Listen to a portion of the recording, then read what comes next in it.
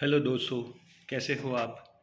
आपका वेलकम वाला स्वागत है मेरे और आपके अपने यूट्यूब चैनल कहानी और ज्ञान में। आज मैं आपको सुनाने जा रहा हूँ एक नई कहानी, जो है एक बूढ़े हंस की बुद्धिमानी की कहानी।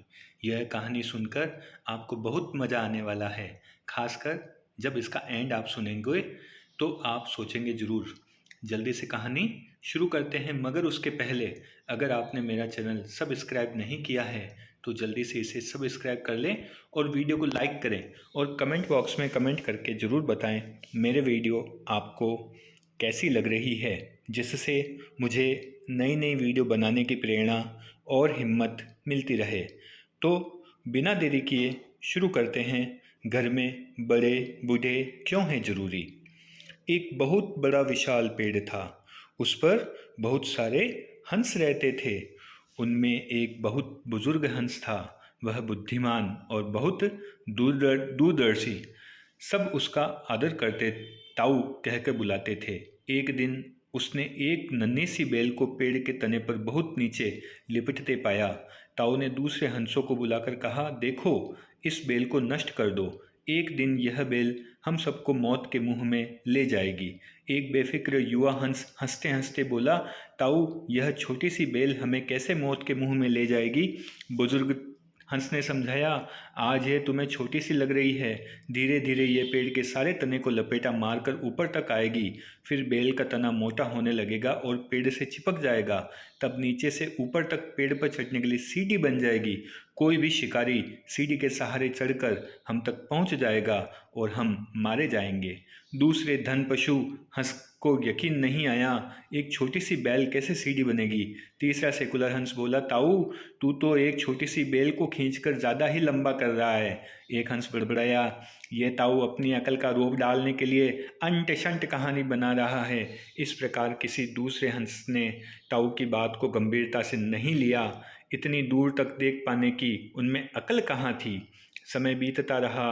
बेल लिपटते लिपटते ऊपर शाखाओं तक पहुंच गई। बेल का तना मोटा होना शुरू हुआ और सचमुच ही पेड़ के तने पर सीढ़ी बन गई, जिस पर आसानी से चढ़ा जा सकता था। सबको दूरदर्शी ताऊ की बात की सच्चाई सामने नजर आने लगी, पर अब कुछ नहीं किया जा सकता था, क्योंकि बेल इतनी मजबूत हो गई थी कि उसे नष्ट करना हंसों के बस की बात नहीं थी। एक दिन जब सब हंस दाना चुगने बाहर गए हुए थे, तब एक बहेलिया उधर आ निकला। पेड़ पर बनी सीढ़ी को देखते ही उसने पेड़ पर चढ़कर जाल बिछाया और चला गया। सांझ को सारे हंस लौट आए और जब पेड़ से उतरे तो बहेलिए के जाल में बुरी तरह फंस गए। जब वे जाल में फंस गए और फड़फड़ाने लगे, तब उन्हें ताऊ की बुद्धिमानी और दूरदर्शिता का पता लगा। सब सेकुलर ताऊ की बात न मानने के लिए लज्जित थे और अपने आप को कोस रहे थे। ताऊ सबसे रुष्ट था और चुपचाप बैठा था। एक हंस ने हिम्मत करके कहा, ताऊ, हम मूर्ख हैं, लेकिन आप हमसे मुंह मत फेरो। दूसरा हंस बोला, इस संकट से निकलने की तरकीब तू ही हमें बता सकता है। आगे हम तेरी कोई बात नहीं टालेंगे।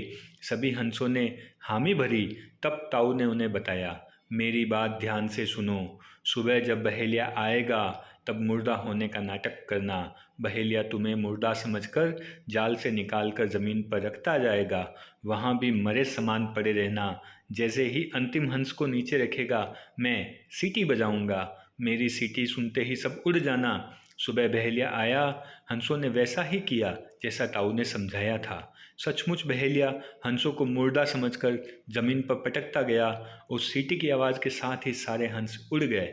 बहेलिया अवाक होकर देखता रह गया। वरिष्ठ जन घर की धरोहर है। वे हमारे संरक्षक एवं मार्गदर्शक हैं। जिस तरह आंगन में पीपल का वृक्ष फल नहीं देता परंतु छाया अवश्य देता है, उसी तरह हमारे घर के बुजुर्ग हमें भले ही आर्थिक रूप से सहयोग नहीं कर पाते हैं, परंतु उनसे हमें संस्कार एवं उनके अनुभव से कई बातें सीखने को मिलती है। बड़े बुजुर्ग परिवार की शान हैं। वो कोई कूड़ा करकट नहीं है जिसे कि परिवार से बाहर निकाल फेंका जाए। तो आज की कहानी में इतना ही।